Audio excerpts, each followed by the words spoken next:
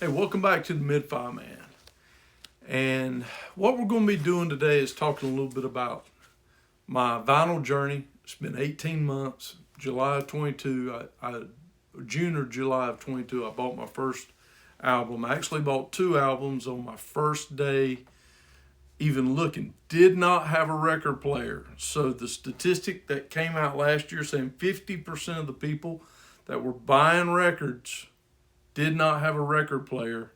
I guess I qualified for a very short time.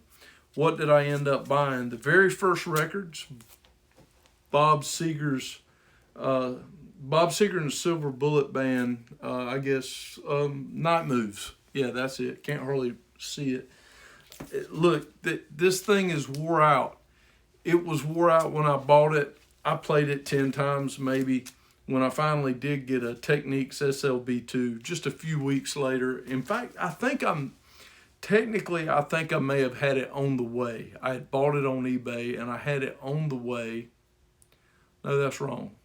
My second one I bought on eBay. My first one I bought from a friend of mine. I'm sorry. So anyway, I was able to get my SLB2 Technics from a friend of mine who is now passed. He was trying to get rid of stuff so his wife wouldn't have to get rid of stuff.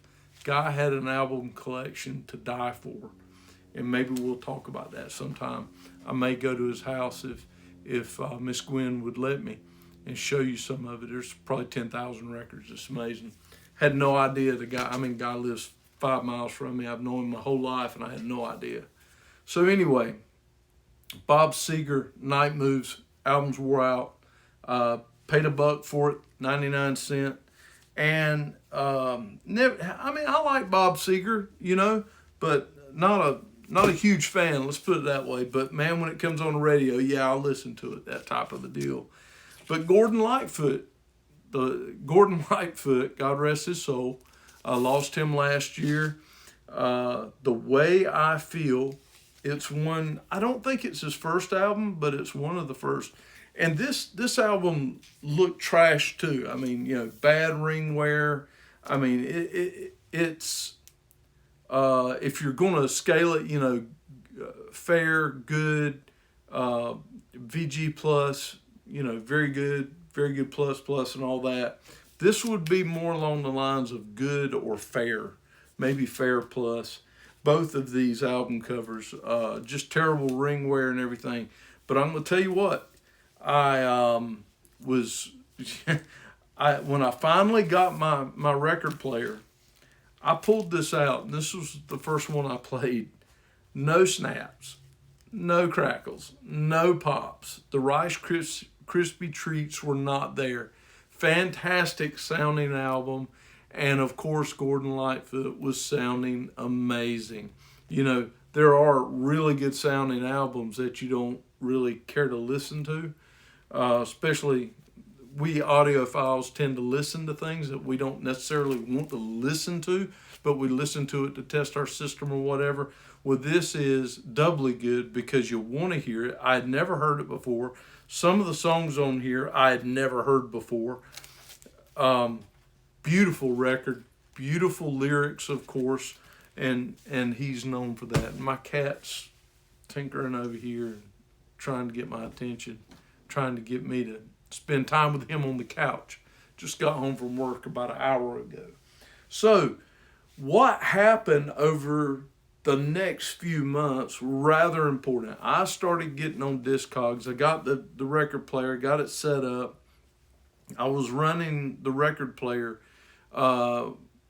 into my Onkyo, and Onkyo 5.1 system. Of course, I wasn't running 5.1. I was running 2.1. That's a 100-watt receiver. I was using that for the DAC and everything, all in one. That's the only thing I knew how to do at the time, 2 years ago, 2.5 years ago. So from there, RP600Ms, the first version of the Klipsch RP600Ms, fantastic speakers. In fact, I've still got them, and I'm thinking about bringing them down here and putting them beside the Fortes just to shock my ears and see what I've been, see how good I've got it. I know there's a difference. There's a tremendous difference between those speakers. The RP600Ms, I think they retail for $6.99 or something like that. Of course, you can always get them on sale. I saw some B stocks on sale yesterday. Corey Harrison out of Paducah Home Theater. He was selling B stocks, brand new in the box. He had like 20 boxes of them. He was selling them for $2.99 or $1.99 or something like that. It was a fantastic deal for somebody. A great high fidelity, mid fidelity, whatever you want to call it. It's not really hi-fi, but it's a fantastic starter speaker. So if you're in the market and you're trying to get started, maybe you got a pair of $100 speakers, you're looking to upgrade, man, that's a great upgrade right there. Klipsch RP600Ms. So I had those going. I was running Tidal and the SLB2. So that's where I was at, right there. So then, out of nowhere, I started buying a bunch of Chicago. And I bought Chicago, and I bought Chicago. And I wish I could show it to you. I've got, I don't know, they've got 24, 25 albums or something like that. And right now, I've probably got about 16, 17 of them. No interest in keeping on trying to get the other ones, later albums, because they just suck to me. But anyway, I don't know what in the world was going through their minds. But in any case, so over time, I showed you the Michael Jackson album the other day. Over time, what happens is you get something like this, and I told you I bought 2 of them. The other one is downstairs in my daughter's room. I don't have this in a vinyl storage solutions jacket. It's the OG. But the reason I don't is kind of what we're going to get into. I got so frustrated, and my frustration built up and built up and built up over the months. And then probably, I would say in August of last year, I kind of just snapped, or started snapping. I guess I had several small snaps to get me there. But essentially, this is where it started, because, you know, you get on Discogs. This is so frustrating to me, man. Makes me want to choke somebody.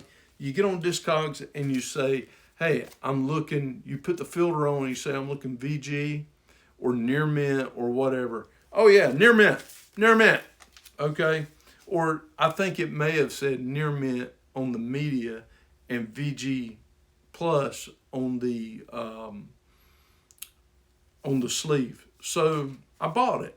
Well, I'm talking about the first one.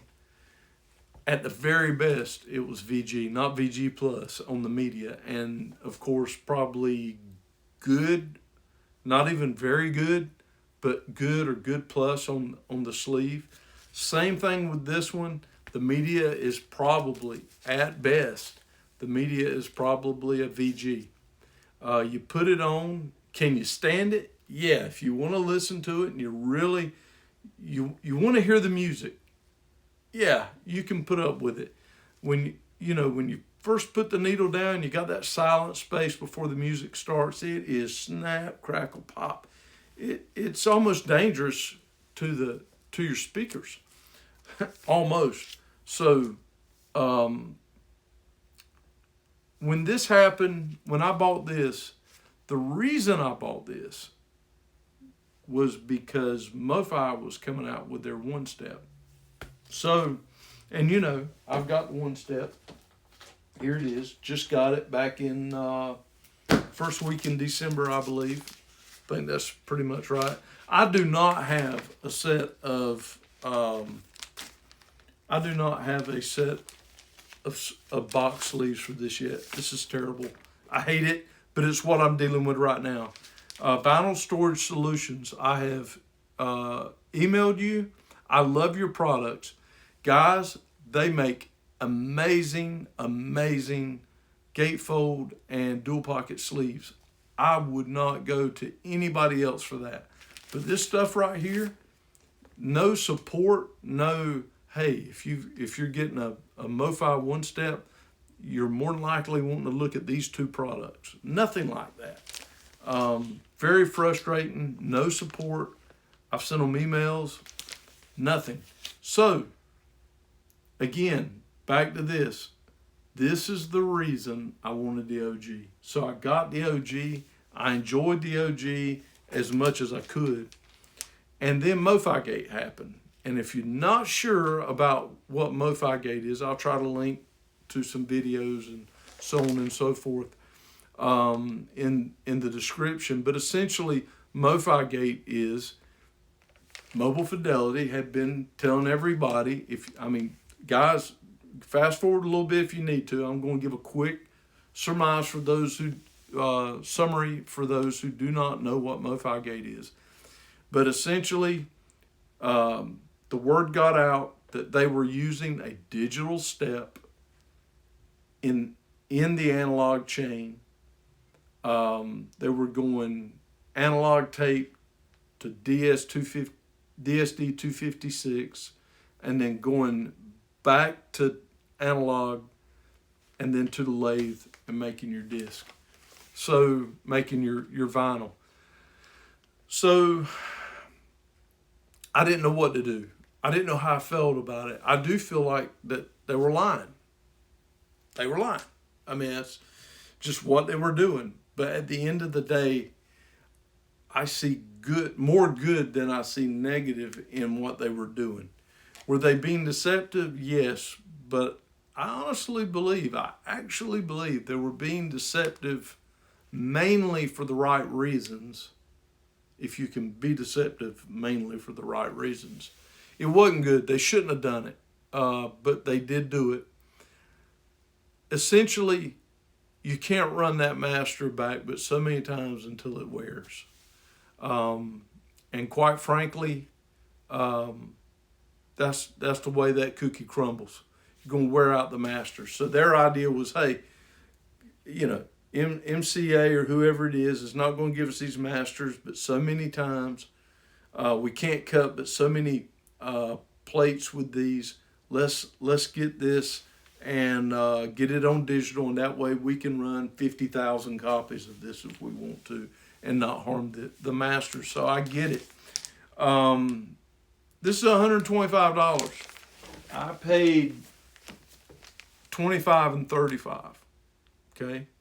So right out the gate, I mean, where do you draw the line? That's the question, is where do you draw the line with this? How many of these do I buy? How many Michael Jackson OGs do I buy to get a decent copy? Or how much do I have to spend? Do I have to spend $100 on an MJOJ? Michael Jackson OG? Do I? Quite frankly, $75 to $100. I mean, some of them were going for $150 for near mint or sealed. There were some out there that were sealed. $125. It's over with. And I started thinking about it and getting frustrated with some buys. Let me show you some buys. Here, for you Chicago fans, this is an OG of the CTA, Chicago Transit Authority. It's a fantastic record, but it's old, and it's, I've cleaned it a couple times. It's got problems. It's kind of loud, So what do? You go with an original master recording from MoFi. I paid $125. I paid $65 for that. Almost bought another one when that wasn't good enough. So I think I paid $110 for this. So $65 here. If I'd have bought another OG at $65 or $70, right there. This is perfect, almost perfectly quiet. This is very quiet. It was done in '79, by the way. Beautiful record. And that's another thing. It's not only about the sound. The artwork and the sleeve work, I probably should say. Not going to pull it all out. We're into 15 minutes right now without any editing. But, you know, fantastic feeling records, sounding records, feeling records. And I'm going to get into it kind of quick because my time's burning. This is right here, 2016 repress, one of my favorite albums. It doesn't sound very good. It doesn't sound very good at all. Fresh, hot off the press from Analog Production, 75th Atlantic Collection. Cost me $60-some. But you know what? It's beautiful, number one. Number two, it sounds good. Number three, it's dead silent. I got $60 in that, and I got $25 in that. How many of those do I have to buy at $25 to get to this? You may not ever get to this, you know, this quality. And I hate to do it, but I'm going to do it. Miles Davis. One of these days I'm going to explain to y'all my journey with jazz, because I had no desire for jazz whatsoever before I got into vinyl collecting. Columbia, 2016 repress, reissue, I think. It's dead. It's not a lot of snap, crackle, and pop, but it's just, there's no life to it. There's no life to it. So what do?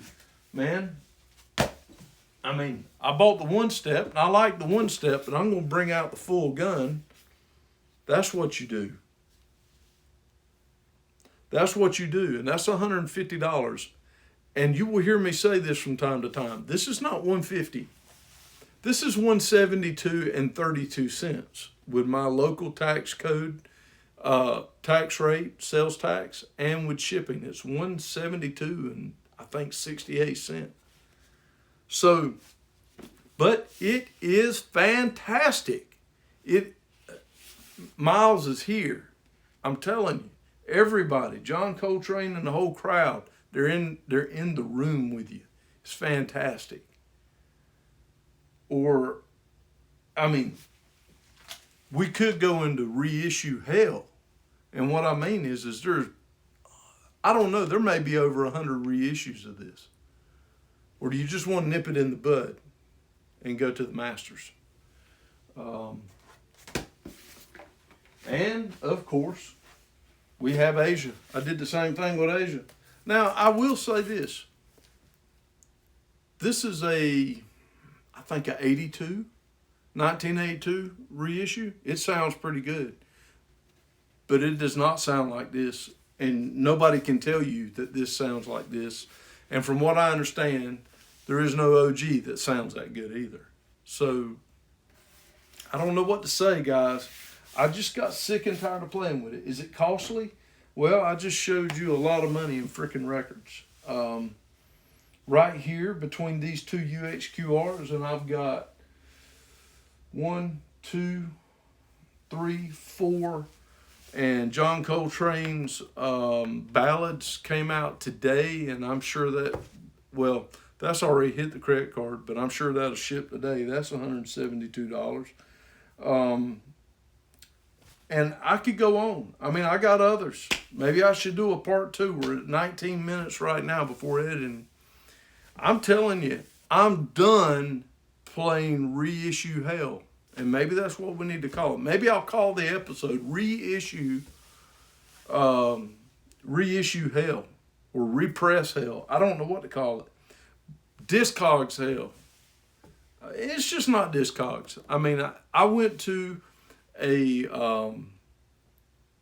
show, a record show in Wilson, North Carolina in November, bought $300 in records, and I can't believe I did this. I paid $300 for records. One of the vendors sold me a Santana OG Abraxas. Yes, that's what I just said. He had, it was not, look, the sleeve would have been in VG minus condition. And I mean, I pulled album out. I looked at it like this, everything. Looked fine. I got it home. Man, that thing was riding on my turntable. It was all warped up. I bought from the same guy a James Taylor album. It was warped. And another album. I cannot remember what it was. But that Abraxas pissed me off. That's part of this to where that was in early November. And when I paid the guy, I think I paid him $25. And I thought, man, I checked it on Discogs. I was probably $40 or $50 low. Hey, too good to be true probably is. And it probably was. It was. I ended up throwing that away. Throwing those away just out of kind of a temper tantrum, I guess. So, I say all that to say this. I got tired of reissue hell. I just got tired of buying 3 copies of the same thing to get to a good place. So, UHQRs, Atlantic Recording, AcousticSounds, and Mobile Fidelity. I've been staying on their web pages. I've been buying. I've got stacks of them over here. I have spent, please don't tell my wife. She knows. I have spent $2,000 with Mobile Fidelity and AcousticSounds and a couple other places on some good sources. $2,000, just under $2,000, maybe $1,800 in the past 4 months. And I know what you're thinking. That is crazy. Yeah, it is. But I kind of had a mental snap. I kind of had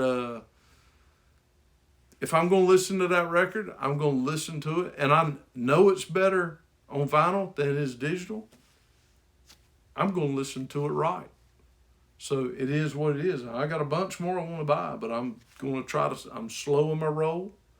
Ballads is coming in. It'll ship today or tomorrow. Ballads will be here soon. Love Supreme. I've got Love Supreme from AcousticSounds. I got it a month ago.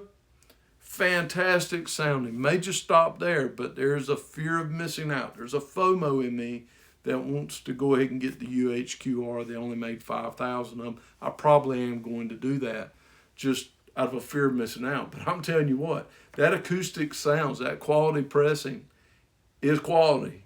It sounds great, but I know for a fact there's something in here that I've got a quality pressing of, AcousticSounds quality pressing, that there's something in here, and I can't remember right now off the top of my head. I've got that, and then I've got, I think it's Jimi Hendrix, and that UHQR is bad to the bone. So I know it's legit, and I want to enjoy my music. Now, I don't want to lose my house over it, but I want to enjoy my music. And if I can up my game, I want to up my game. So anyway, that's where I'm at. Tell me how freaking crazy I am in the comments. But do, please, like, subscribe. We're at 23 minutes. I told you the other day we're doing 15 minutes. Unless I edit some out of this, and I'm going to try, I lied. Catch you later.